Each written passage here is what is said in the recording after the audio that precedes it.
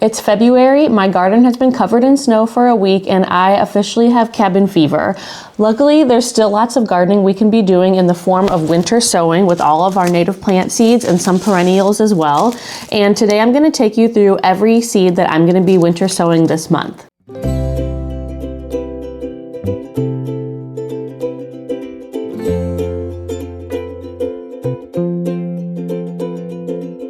Hi, welcome back. If you're new here, I'm Michelle and I live and garden here in Missouri. We're zone 7 where my last frost date is in mid-April, and I garden native plants, cut flowers, and veggies. Today I'm mostly going to be talking about native plants because that is the main thing I focus on when winter sowing, at least in the winter. As it gets closer to spring, I will be doing some cut flowers by winter sowing as well.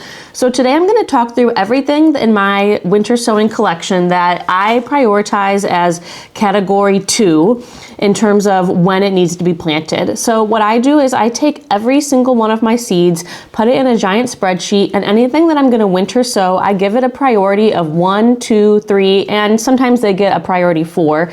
And that basically depends on how much cold stratification they need. I already did a video about my priority 1 seeds, and those were seeds that needed 60 or more days of cold stratification. So now that it's February, I am moving on to my priority 2 seeds, and those are things that need more in the 30 or so day range of cold stratification. Like I said, my last frost date is mid-April. Right now as I film this, it is February 1st. So if I plant these seeds this month, I would prefer to get most of them done in the first half of this month. They should have plenty of time to get those 30 days of cold stratification. So let's go through everything I'm going to plant today. Okay, you can see I've got a huge pile of seeds here. Most of these I bought this year from Prairie Moon Nursery. I also have some this year that I bought from the Missouri Wildflower Nursery that I've talked about before, as well as some that I've collected on my own from native plants in my own landscape. And then at the end, I'll also talk about a few perennials that are not native to my area, but I'm going to be planting them today as well, and I got those from different sources. But the first one that I've got today is Anise hyssop, and I will throw up an info screen up for every single one of these so you can see all the details about it. I am so excited about this plant. It looks absolutely beautiful. It is a purple color. It takes full to part shade. It thrives in medium dry to dry soil, and it only gets 3 feet tall. So this is one that will work great in a home landscape because it doesn't get too tall. On the Segmarain YouTube channel that I love and talk about all the time, one of the presenters on there, this is her absolute favorite native plant, and I can't believe I haven't had it before, so I'm super excited to grow this one.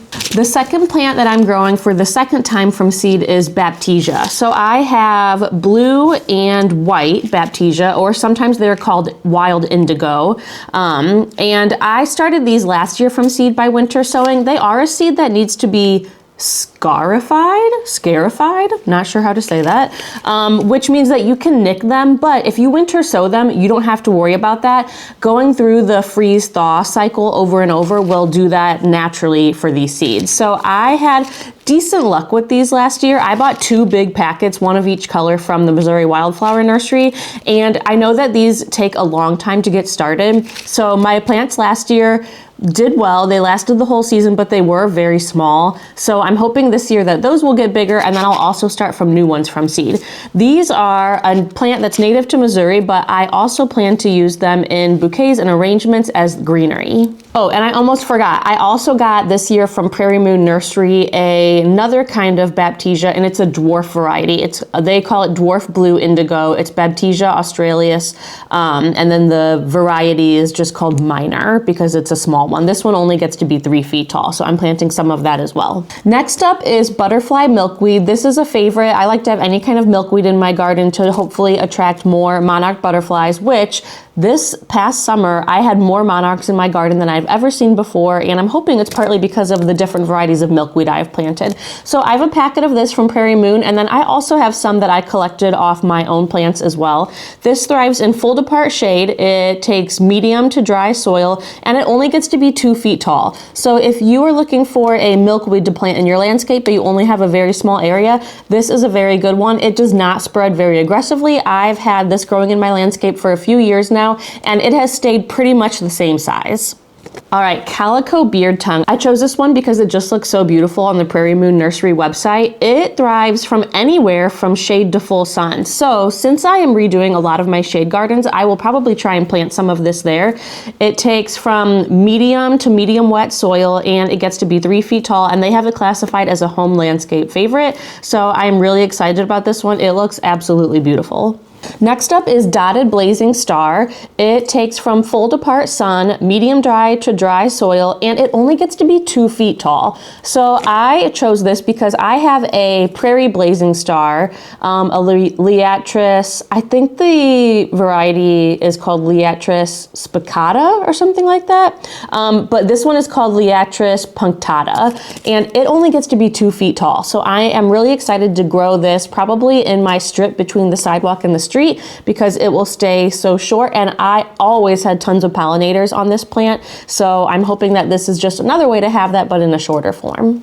Next up is Early Sunflower. This is a packet I got on Prairie Moon, and if you see, sometimes when I'm holding up these packets, the ones that don't have a photograph of the flower on it, these are bigger packets. So when you are shopping on there, I always recommend look at the price of the packet of seeds just one size up from the smallest one, because sometimes it's only 50 cents more and you get way more seeds, and why would you not want way more seeds? So this Early Sunflower, I'm going to be referencing on my computer here because it doesn't have the information on this packet.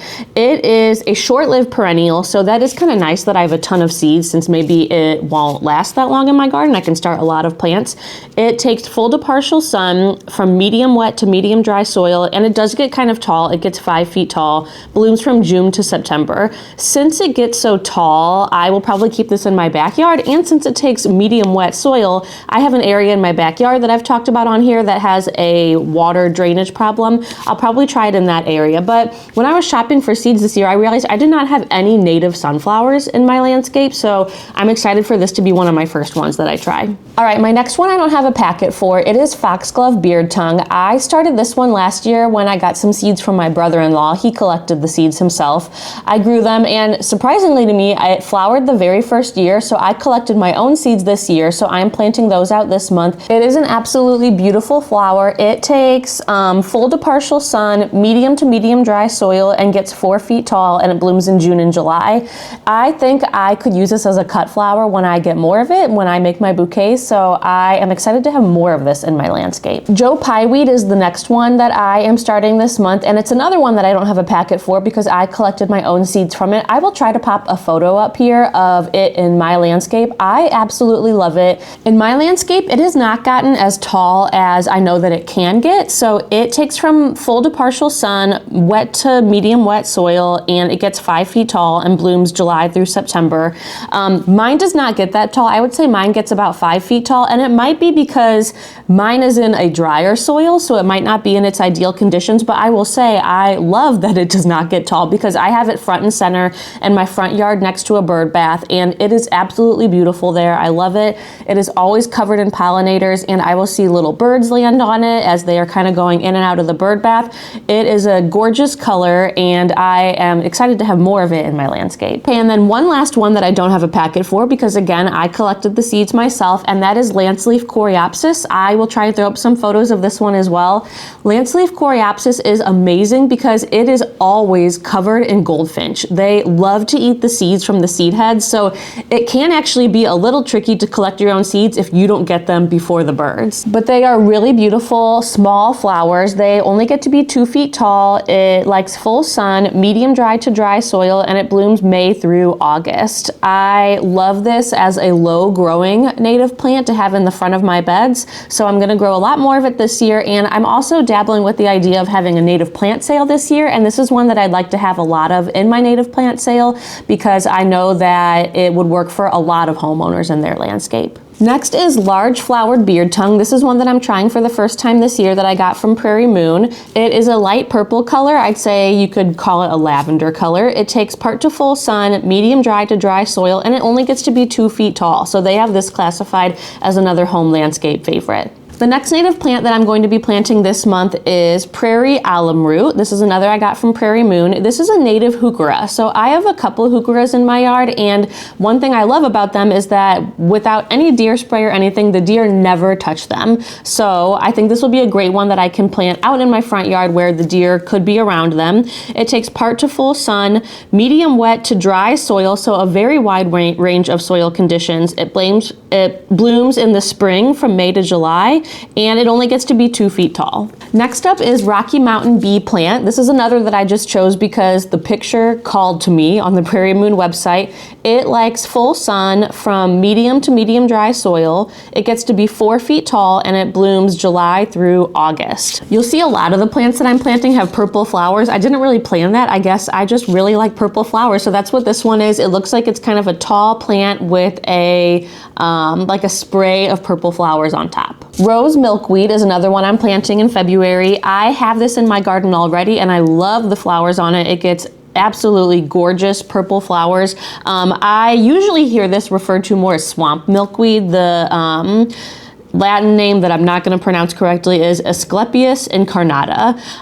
So this does well, as you might guess from the swamp milkweed name, it does well in wet conditions. So it tolerates from medium to wet soil, full to part sun. It blooms June through August and gets 4 feet tall. Like the butterfly milkweed, this one does not spread as aggressively as the common milkweed. So if you'd like to add milkweed to your landscape, this is another good one to try. Next one that I have collected a ton of in my garden is Rudbeckia hirta, just regular Rudbeckia. In my garden, I planted a bunch of plants when I first started my garden here, and they over time have been self-pollinated and self-seeded so that I have all different variations of color and height. So I just collect the seeds from those Rudbeckia that I have, and I will plant a ton right now.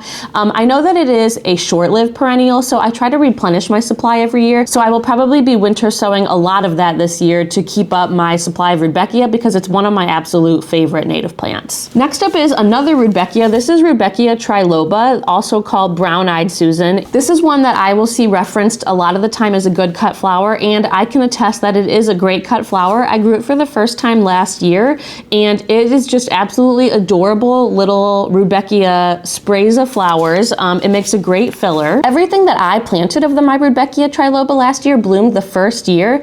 It takes from partial to full sun, medium wet to medium dry soil, and it can get 5 feet tall. I will say a lot of mine that I planted in slightly more shade did not get 5 feet tall, which was kind of nice for my front yard, and it blooms in August, September, and October. Next up is Shorts aster, and this one is an interesting aster because it tolerates shade. So it takes from part sun to full shade.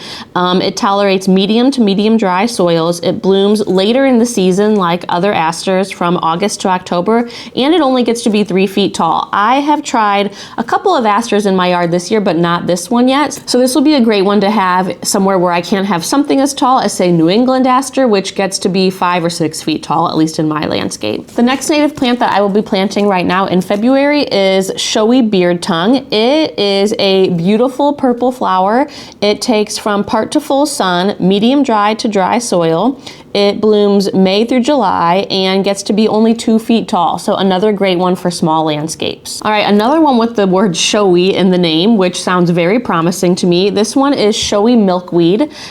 It takes full sun, medium to dry soil. It blooms June through August, and it only gets to be 3 feet tall. I have heard that this is a really beautiful variety of milkweed. I have not grown it before, so I am really hoping I could get some flowers this first year and see how it looks. All right, another type of beard tongue. This one is called slender beard tongue, Penstemon gracilis.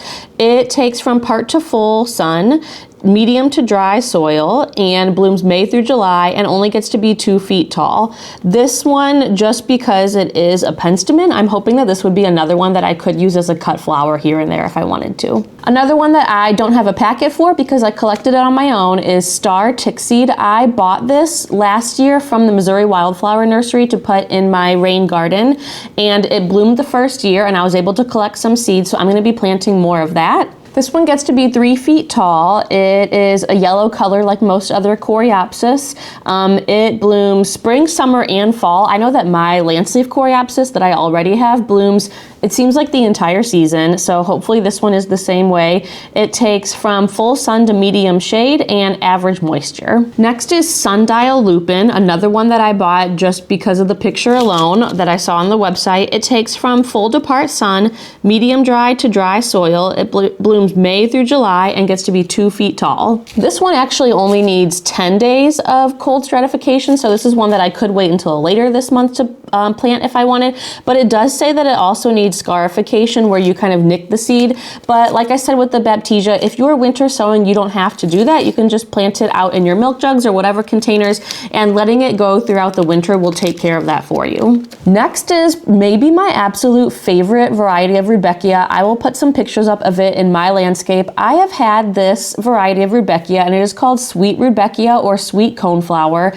I've had this for 3 or 4 years now. It was one of the very first native plants that I got to put at the bottom of my driveway where it does get a little more moisture and water sitting back there.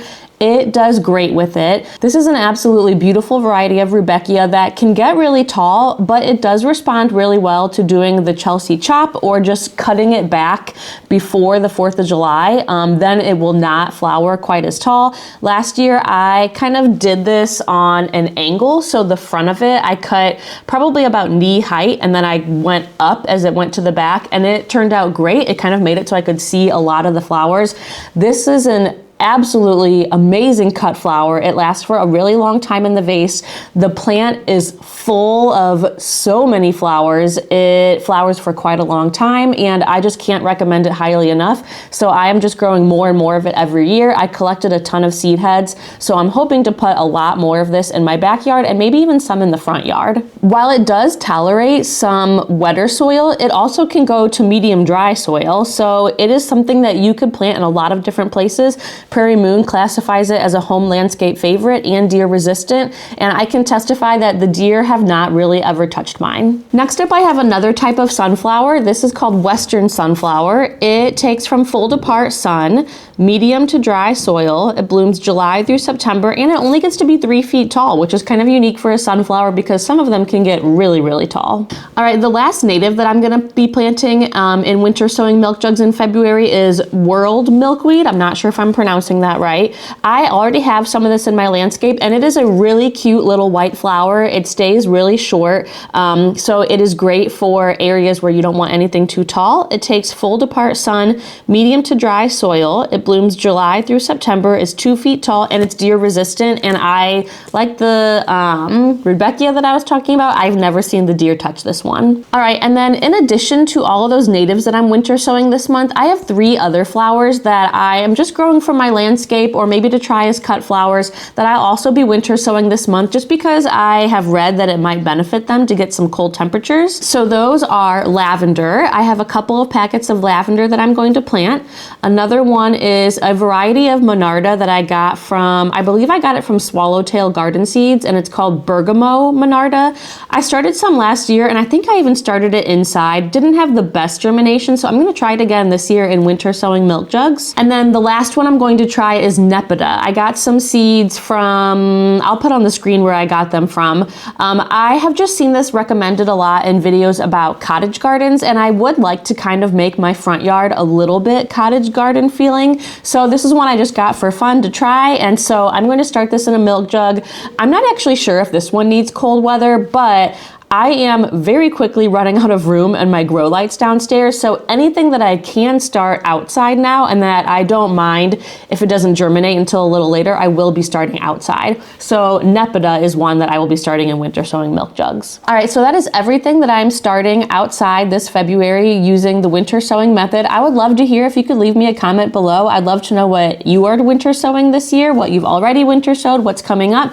I will have 1 or 2 more videos of what I'm winter sowing in the coming months, because there are some natives that I'm planting that actually don't require any cold stratification at all. So I'll be planting those probably later in February or into March. And then I might even have another one of winter sowing cut flowers that I will do. And for any of those that are not frost tolerant, I wait until quite late in the season to do those. So it's really not winter sowing anymore, but I will have another video about that. I would love if you guys would like and subscribe and stick around for more videos. I'm hoping to have 1 or 2 up every week, and hopefully soon it will not be covered in snow outside and we will be able to go out and actually look at the garden a little bit and even get some plants into the ground. All right, I'll see you next time. Bye.